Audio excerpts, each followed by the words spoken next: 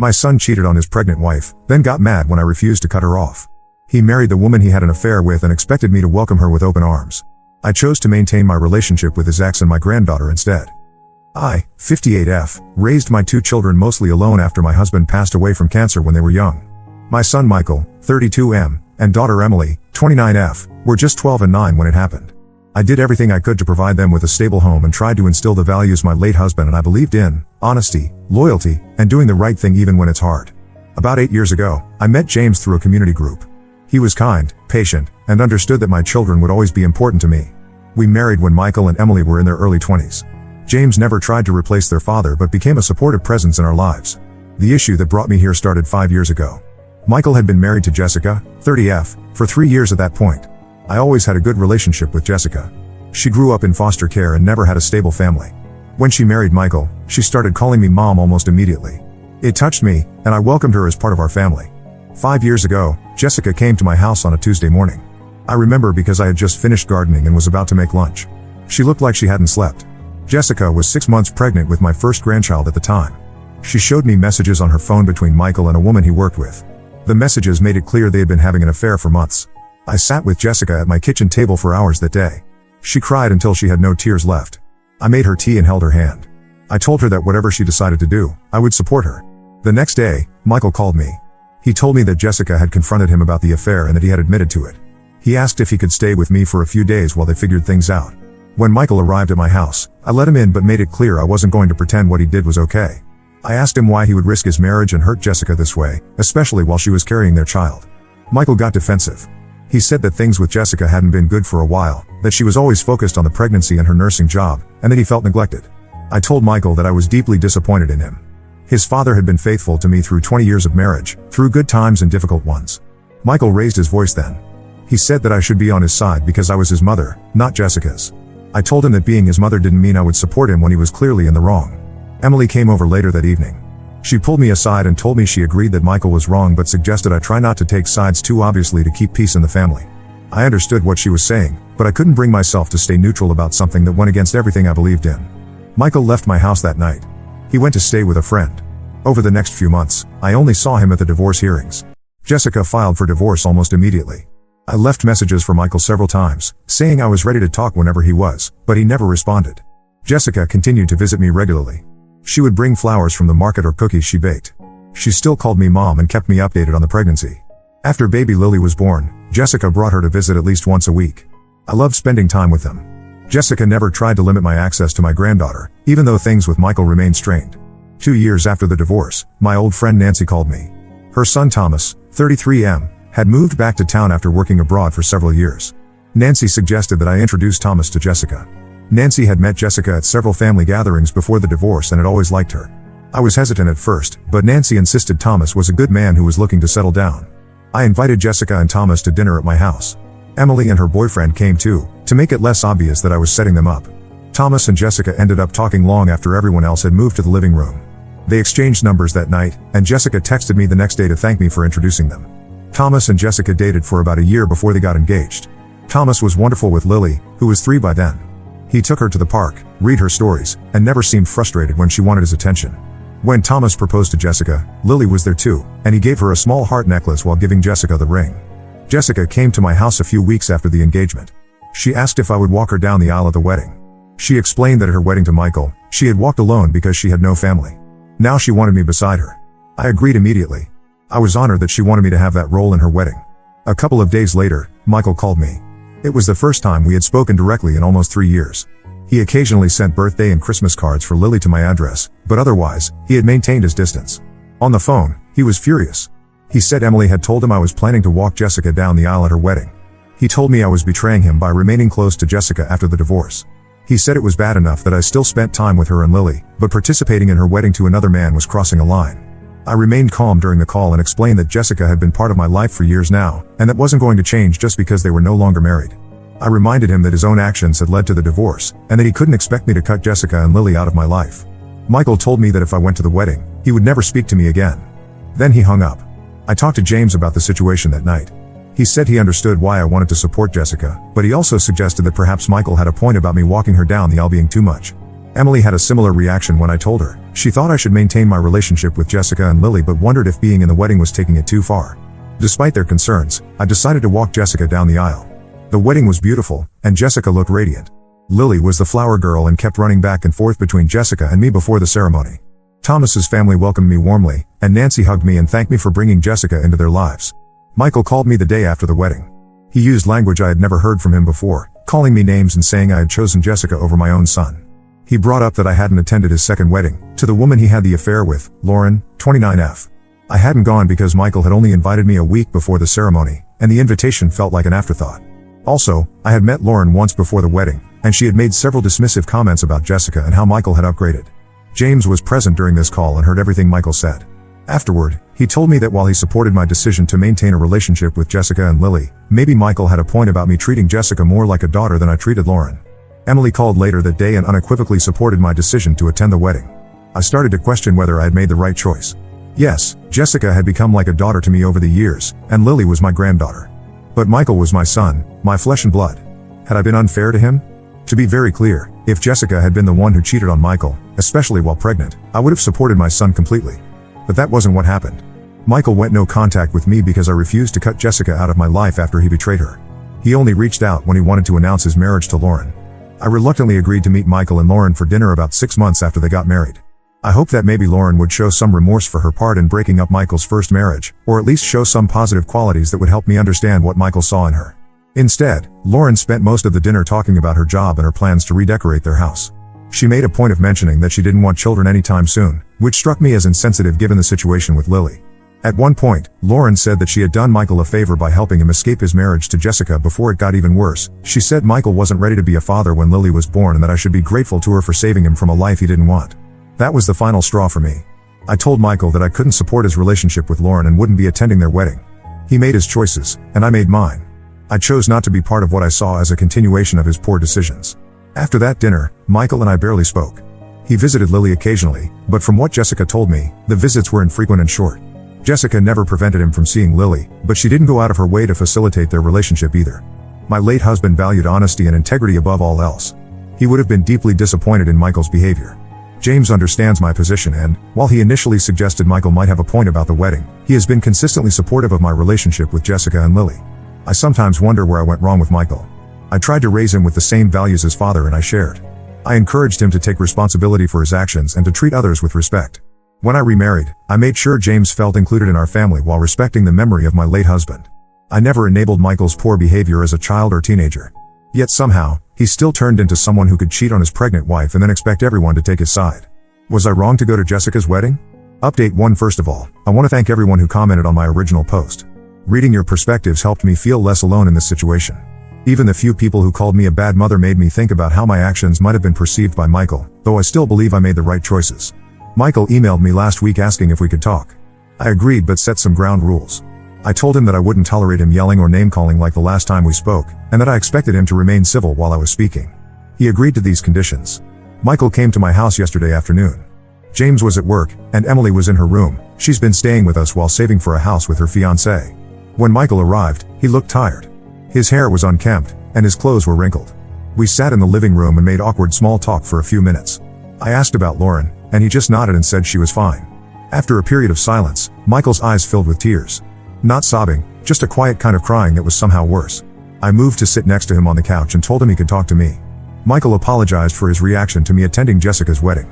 He admitted that he understood why I might be ashamed of him. Then he told me that his marriage to Lauren wasn't going well.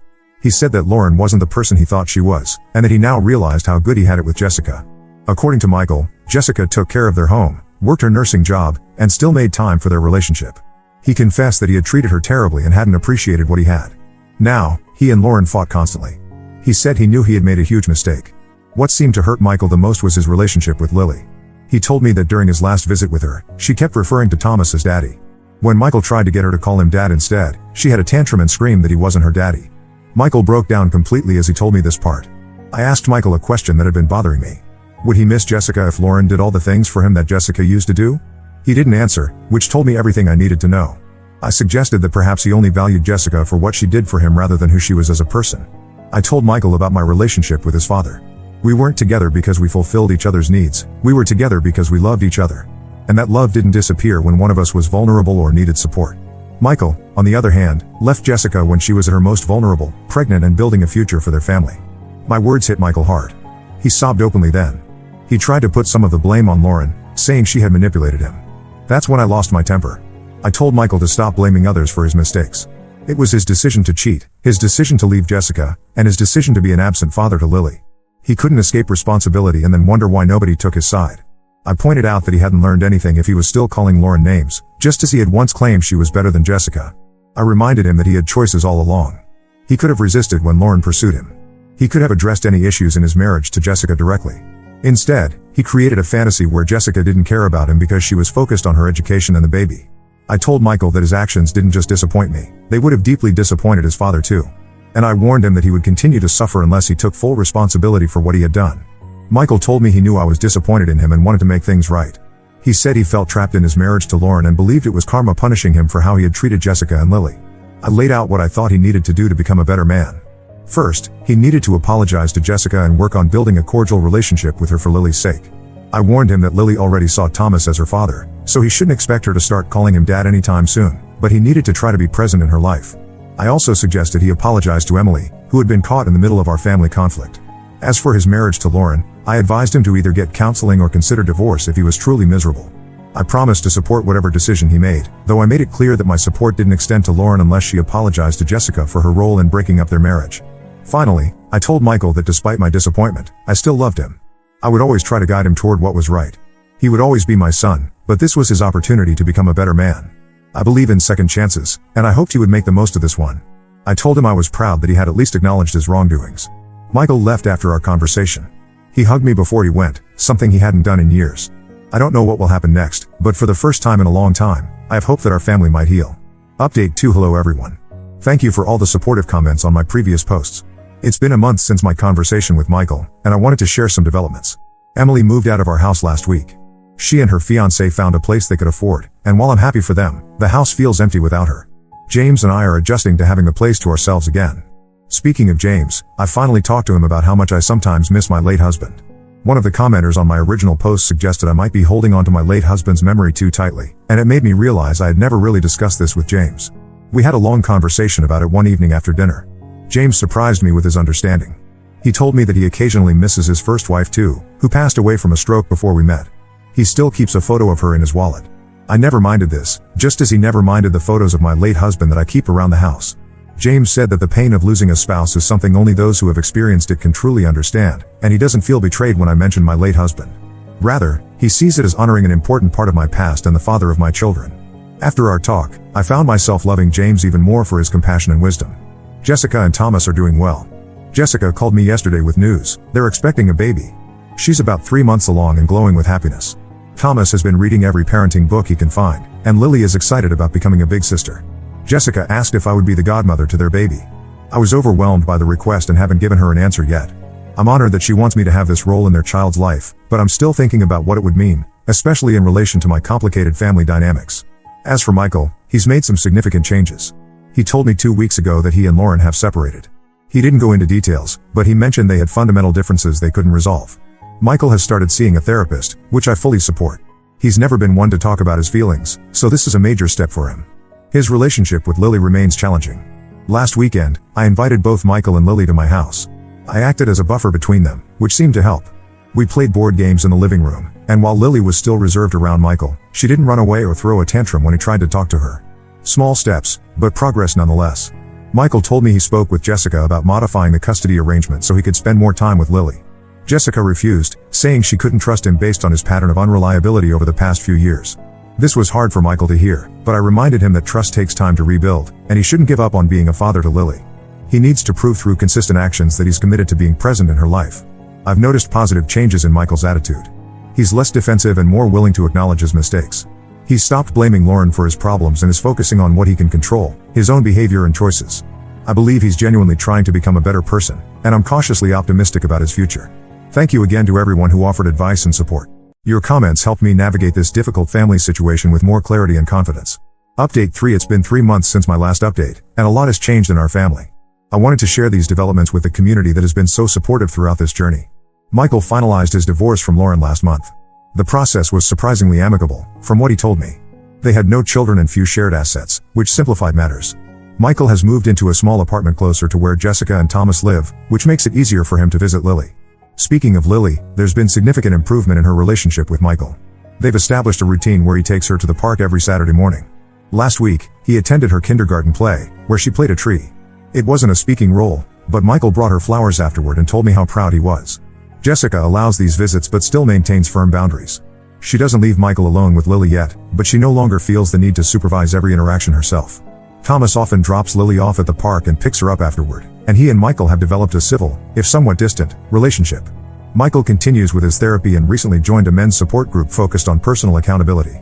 He tells me they discuss topics like emotional maturity and healthy relationships. The Michael the first see now bears little resemblance to the angry, defensive man who called me names after Jessica's wedding.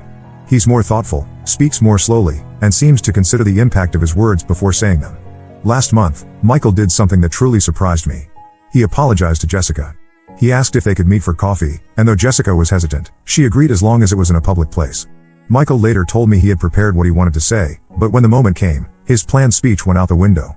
Instead, he simply acknowledged how badly he had hurt her and told her he would spend the rest of his life trying to be a better father to Lily. He didn't ask for forgiveness or try to explain his actions. He just wanted her to know he recognized the pain he had caused. Jessica told me about the meeting afterward. She said she appreciated Michael's apology but made it clear that while she was willing to co-parent with him, they would never be friends. Too much damage had been done. Michael accepted this without argument, which Jessica said was perhaps the most surprising part of their conversation. As for Jessica and Thomas, they found out they're having a boy. Jessica is 5 months along now and has started setting up the nursery. Lily helps by placing stuffed animals around the room and telling them to protect the baby. I've been joining them for weekly dinners, and Thomas's parents often come too. They've embraced me as a sort of extended family member, which has been unexpected but wonderful. I decided to accept Jessica's offer to be godmother to their baby. The more I thought about it, the more I realized that these connections, the ones we choose rather than the ones we're born into, are precious and worth nurturing. James fully supported my decision and has even been helping me pick out items for the baby. Emily is planning her wedding for next spring. She asked if Michael could be invited, and I told her that was entirely her decision. She's decided to include him but has made it clear to Michael that any drama would result in him being asked to leave. Michael assured her he would be on his best behavior and even offered to sit at a different table from Jessica and Thomas. Looking back on the past 5 years, I never could have predicted how things would unfold. The family I have now looks very different from what I once imagined. There are still awkward moments and old wounds that haven't fully healed. Michael and Jessica may never have anything beyond a cordial co-parenting relationship. Lily may always feel closer to Thomas than to Michael. But we're all trying, in our own ways, to move forward and create something positive from a difficult situation. I no longer question whether I was wrong to attend Jessica's wedding or to maintain my relationship with her after the divorce. Those decisions, though painful at the time, allowed me to be part of Jessica and Lily's lives during these important years. They also, perhaps unexpectedly, created space for Michael to recognize his mistakes and begin to change. If there's one thing I've learned through all of this, it's that family isn't just about blood. It's about showing up, day after day, for the people you care about. It's about holding firm to your values, even when it would be easier to look the other way. And sometimes, it's about forgiveness, not forgetting or excusing past hurts, but finding a way to move forward despite them. Thank you, everyone, for being part of this journey with me. Your advice and support helped me find my way through some very dark days. I hope my story might help others facing similar family conflicts to navigate their own paths forward. Now let's move to the next story. Story 2. My husband's sister moved in after a messy breakup and it nearly ended my marriage. Now she's back with her ex, and you won't believe what happens next. I never thought I'd be posting here, but I could use some outside perspective. This is going to be a long one, so buckle up. My husband Mark, 32M, and I, 30F, have been married for 5 years, together for 8. We met in college. I was a junior studying education, and he was a senior in computer science. It was one of those whirlwind romances where everything just clicked. We moved in together after I graduated, got married a year later, and started our family soon after. We have 2 beautiful children, Lily, 4F, and Ethan, 2M. I left my job as a kindergarten teacher when Lily was born to be a stay-at-home mom, while Mark works as a software engineer at a tech startup. It's been challenging at times, especially financially, but we've always made it work. Mark comes from a close-knit family. He has a younger sister, Amy, 28F, who he's always been protective of. I knew this going into our marriage, but I never realized how much it would impact our lives. Amy had been with her boyfriend Tom, 29M, since college. They seemed like the perfect couple, always finishing each other's sentences, planning elaborate surprises for each other, the works. They got engaged last year, and we were all thrilled. Amy asked me to be her maid of honor, and we spent months planning her dream wedding. Then, about 6 months ago, everything fell apart. Amy discovered that Tom had been cheating on her with multiple women for the last 2 years of their relationship. It came out in the worst way possible. She found messages on his phone while he was in the shower. She confronted him, and he didn't even try to deny it. He just packed a bag and left. Amy was devastated. She couldn't bear to stay in the apartment she shared with Tom, surrounded by memories and half-finished wedding plans. That's when Mark, being the protective older brother, immediately offered our guest room to Amy. And here's where the problems began. He did this without discussing it with me first. I was initially sympathetic to Amy's situation. I mean, who wouldn't be? Finding out your fiancé of 7 years had been unfaithful must be heart-wrenching. I agreed to let her stay with us for a while, thinking it would be temporary. A month, maybe 2 at most. But as weeks turned into months, I started feeling increasingly frustrated. Amy seemed to have no plans to move out or find her own place. She works from home as a graphic designer, so she was always around the house. At first, I appreciated the extra help with the kids. Amy would play with Lily while I put Ethan down for a nap, or she'd watch them for an hour so I could go grocery shopping alone, a rare luxury for a mom of 2 young kids. However, I soon realized that Amy's presence was causing more problems than it solved. She had a habit of leaving her belongings all over the house. I'd find her dirty coffee mugs in the sink, her laundry draped over the living room couch, and her work materials spread out on the dining table. I found myself constantly cleaning up after her, on top of taking care of my own children and household chores.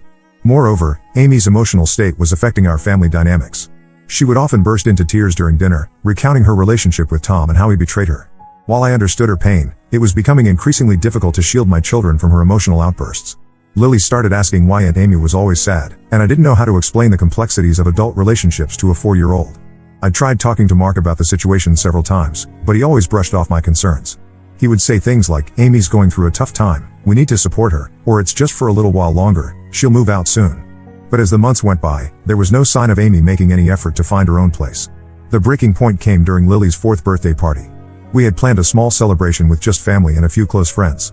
Amy offered to bake the birthday cake, which I thought was a nice gesture. I had my hands full organizing everything else, so I gladly accepted her offer. However, on the morning of the party, I came downstairs to find Amy sobbing in the kitchen, surrounded by a mess of flour, eggs, and burnt cake layers. She had attempted to make the cake but got distracted by a social media post of Tom with his new girlfriend. The sight of them together, smiling and carefree, had sent her into an emotional tailspin. I had to rush to the bakery to get a last-minute cake while also trying to comfort Lily, who was upset that her aunt was crying on her birthday. Mark spent most of the party consoling Amy in the guest room, leaving me to host our guests and entertain the children alone. It was exhausting and frustrating, and I couldn't help but feel resentful. That evening, after the guests had left and the kids were in bed, I confronted Mark about the situation. I told him that while I sympathized with Amy, her presence was negatively impacting our family life. I suggested that we help Amy find her own apartment and perhaps contribute to her first month's rent to get her started. To my shock, Mark became defensive and accused me of being selfish and unsupportive. He said that I didn't understand the bond between siblings and that he couldn't just abandon his sister in her time of need. He then dropped a bombshell. He had promised Amy that she could stay with us for as long as she needed, potentially up to a year.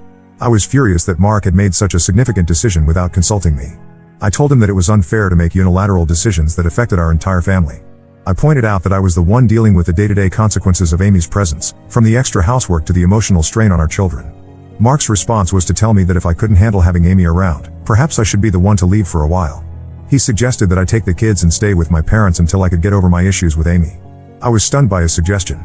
It felt like he was choosing his sister over his wife and children. I realized that this wasn't just about Amy anymore, it was about the fundamental lack of respect and consideration in our marriage. The next day, while Mark was at work and Amy was out running errands, I packed bags for myself and the kids. I left a note for Mark explaining that I was taking him up on his suggestion and staying with my parents for a while. I told him that I needed time to think about our marriage and what it meant that he was willing to prioritize his sister's comfort over his family's well-being. It's been a week since I left. Mark has been calling and texting nonstop, alternating between apologies and accusations. My parents have been incredibly supportive, helping with the kids and giving me space to process everything. I'm at a loss for what to do next. I love Mark, and we've built a life together, but I can't help feeling betrayed by his actions. Am I overreacting to the situation with Amy? Should I go back home and try to make it work, or is this a sign of deeper issues in our marriage? Update 1: It's been a month since my last post, and a lot has happened. First, I want to thank everyone for their supportive comments and advice. It really helped me gain perspective on the situation and gave me the courage to stand my ground. After about 2 weeks at my parents' house, Mark finally agreed to meet with me without Amy present. We met at a quiet coffee shop near our home, the same place where we used to have study dates in college. Walking in brought back a flood of memories, both sweet and bittersweet. The conversation was tense at first. Mark looked tired, with dark circles under his eyes, and I could tell he hadn't been sleeping well. Part of me wanted to reach out and comfort him, but I reminded myself why we were here. As we talked, it became clear that there were deeper issues at play than just the situation with Amy. Mark confessed that he had been feeling guilty about Amy's breakup. Apparently, he had known about Tom's infidelity for months before Amy found out, but he didn't tell her because he thought it wasn't his place to interfere. When Amy discovered the truth, Mark felt responsible for her pain and believed he needed to make it up to her by providing unlimited support. This revelation shocked me. I couldn't believe Mark had kept such a big secret, not only from Amy but from me as well. It explained his overprotectiveness, but it didn't excuse his behavior towards our family. I explained to Mark how his decision had affected our family life. I told him about the constant mess I had to clean up, the emotional toll of Amy's outbursts on the kids, and how I felt like a guest in my own home. I described how hurt I felt that he hadn't considered my feelings or consulted me before making such a big decision. I also pointed out that by enabling Amy's dependence, we weren't actually helping her move forward with her life. Mark listened, really listened, for what felt like the first time in months. He apologized for not considering my perspective and admitted that he had been so focused on helping Amy that he had neglected his responsibilities as a husband and father. After a long discussion, we agreed on a plan. Mark would talk to Amy and give her a timeline of 3 months to find her own place. We would help her search for apartments and even offer to cover her first month's rent, but she needed to understand that our home couldn't be her permanent solution. Mark also agreed to attend couples counseling with me to work on our communication issues. He realized that making unilateral decisions about our family wasn't fair, and he wanted to learn how to be a better partner. When we returned home, Mark had a serious talk with Amy. To our surprise, she was more receptive than we expected. She admitted that she had been taking advantage of our hospitality and that she knew it was time for her to stand on her own feet. She even apologized to me for the strain she had put on our family. Over the next few weeks, things slowly started to improve. Amy made an effort to keep her belongings tidy and even started cooking meals for the family to contribute. She began actively looking for apartments and reached out to friends about potential job opportunities that would allow her to afford her own place. Mark and I attended our first counseling session, which was eye-opening for both of us. We realized that we had fallen into patterns of poor communication and taking each other for granted. The counselor gave us exercises to practice active listening and expressing our needs more clearly. It was uncomfortable at first, but we both committed to putting in the effort. However, just as things were looking up, we hit another snag. Amy announced that she had reconnected with Tom and was considering giving him another chance. She said they had been talking, and Tom had promised to go to therapy to work on his issues. Amy seemed hopeful, saying that maybe this breakup was the wake-up call their relationship needed. Mark was furious, feeling that all the pain and disruption had been for nothing if Amy was just going to go back to her cheating ex. This led to a huge argument between Mark and Amy, with Mark yelling that Amy was making a huge mistake and Amy accusing Mark of trying to control her life. I found myself in the middle, trying to calm both siblings down while also protecting my children from the shouting match. Lily was in tears, not understanding why everyone was yelling, and Ethan picked up on the tension and started wailing. It was a mess. The incident made me realize that while we had made progress, we still had a long way to go. Mark's overprotectiveness of Amy was still an issue, and Amy's emotional dependence on us hadn't fully resolved. I'm trying to stay positive and focus on the improvements we've made, but I can't help feeling anxious about what will happen if Amy does get back together with Tom. Will we be expected to welcome him into our home too? How will this affect the progress we've made in our marriage? I'm committed to working on my relationship with Mark, but I also know that I need to set firm boundaries. We have another counseling session tomorrow, and I plan to bring up my concerns about Amy's potential reconciliation with Tom. This whole experience has taught me the importance of standing up for myself and my family. I'm no longer willing to be a doormat, but I'm also trying to approach the situation with empathy and understanding. It's a difficult balance to strike, and I'm still learning.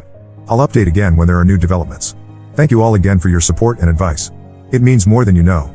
Update 2. It's been another 2 months since my last update, and I'm happy to report that things have significantly improved, although not without some challenges along the way. First, the good news: Amy moved out last week. She found a small studio apartment about 20 minutes away from us. It's not fancy, but it's all her own, and she seems excited about having her own space again. Mark and I helped her move and got her settled in. It was a bittersweet moment. We were glad to have our home back to ourselves, but we also realized how much we'd grown accustomed to having her around. The process of Amy moving out wasn't entirely smooth. There were a few setbacks along the way. About a month ago, she lost her freelance graphic design job due to budget cuts at the company she was working for. This led to a panic where she thought she wouldn't be able to afford to move out. Mark was ready to extend her stay, but I stood firm on our agreed timeline. Instead, we helped Amy update her portfolio and connected her with some of our friends who needed design work. Thankfully, she managed to secure a new job at a local marketing firm, which allowed her to stick to the moving out plan. As for Amy and Tom, that situation resolved itself in an unexpected way. Amy did meet up with Tom to talk things over, but instead of reconciling, she got the closure she needed. She realized that she deserved better than someone who had betrayed her trust so thoroughly. It was a proud moment for all of us when she stood her ground and told Tom that she was moving on with her life. Mark and I have continued our couples counseling, and it's been incredibly helpful. We've learned to communicate better and to consider each other's perspectives before making decisions. Mark has made a conscious effort to consult me on family matters, and I've been working on expressing my needs more clearly instead of bottling things up until I reach a breaking point. One particularly breakthrough moment came when our counselor had us do a role reversal exercise. Mark had to put himself in my shoes and imagine how he would feel if my brother had moved in without warning and disrupted our family life. It was like a light bulb went off for him, and he finally understood why I had been so frustrated. However, we did face a new challenge recently. Mark's parents found out about the whole situation with Amy moving out, and they were not happy. They called us and berated Mark for abandoning his sister. They even suggested that I had manipulated Mark into kicking Amy out. It was a tense phone call, and I could see Mark struggling between standing up for our decision and not wanting to disappoint his parents. In the end, Mark surprised me. He calmly explained to his parents that the decision for Amy to move out was mutual and that it was in everyone's best interest. He told them that while we love Amy, we needed to prioritize our nuclear family and that Amy needed to learn to stand on her own feet. His parents weren't thrilled, but they seemed to accept his explanation. This incident showed me how much Mark has grown over the past few months. The old Mark might have caved to his parents' pressure, but this time he stood firm in our united decision. As for me, I've started thinking about my own future now that I'm not constantly managing Amy's presence in our home. I'm considering taking some online courses to update my skills, with the idea of possibly returning to work part-time once Ethan starts preschool next year. Mark has been supportive of this idea, even offering to adjust his work schedule to help with childcare if needed. While things aren't perfect, I feel like we're on the right track. Our home feels peaceful again, and there's a renewed sense of partnership in our marriage. We're both committed to continuing our counseling and working on our relationship. I'm cautiously optimistic about the future. This experience, as difficult as it was, has ultimately made our family stronger. We've learned valuable lessons about boundaries, communication, and the importance of prioritizing our marriage and children. Thank you all for your support throughout this journey. Your advice and encouragement have been invaluable. Update 3. It's been 6 months since my last update, and I'm happy to report that life has settled into a new, positive rhythm for our family. Amy has been thriving in her independence. She's excelling at her new job and has even started dating someone new, a kind, responsible guy she met through a work project. She comes over for dinner once a week, and it's nice to have a relationship with her that's not clouded by resentment or obligation. Mark and I have continued our counseling, though we've reduced it to monthly check-ins now. We've developed much healthier communication patterns and have become better at supporting each other. Mark has been much more considerate about consulting me on decisions that affect our family, and I've gotten better at expressing my needs before they become overwhelming. As for me, I started taking online courses in digital marketing 3 months ago. It's been challenging to balance studying with taking care of the kids, but Mark has been incredibly supportive. He's taken on more household responsibilities and often takes the kids out on weekends so I can have uninterrupted study time. It feels good to be working towards something for myself again, and I'm excited about the possibilities it might open up for our family's future. We had a bit of a hiccup last month when Mark's company announced potential layoffs. For a week, we were stressed about the possibility of losing his income. It made me realize how vulnerable we were with only one income, which reinforced my decision to work towards re-entering the workforce. We spent sleepless nights discussing contingency plans and updating our resumes, just in case. Fortunately, Mark's job was safe, but the scare motivated us to start building up our emergency savings. We've cut back on some non-essential expenses and are putting that money aside each month. Our relationship with Mark's parents has improved slowly. They visited us last month and saw firsthand how well we're doing. They even commented on how much happier and more confident Amy seemed. I think seeing the positive outcomes has helped them understand and accept our decisions. There's still some tension, especially when they make comments about how we should be helping Amy more, but Mark has gotten better at setting boundaries with them too. Lily started kindergarten this fall, which has been a big adjustment for all of us. She was nervous at first, but she's made friends quickly and loves her teacher. Watching her grow and become more independent has been bittersweet. It's also given me more time to focus on my studies and on Ethan, who's going through a clingy phase now that his big sister isn't around all day. Looking back, I'm grateful for the challenges we faced. They forced us to confront issues in our marriage and family dynamics that we might have otherwise ignored. While it was a difficult journey, it's led us to a much healthier and happier place.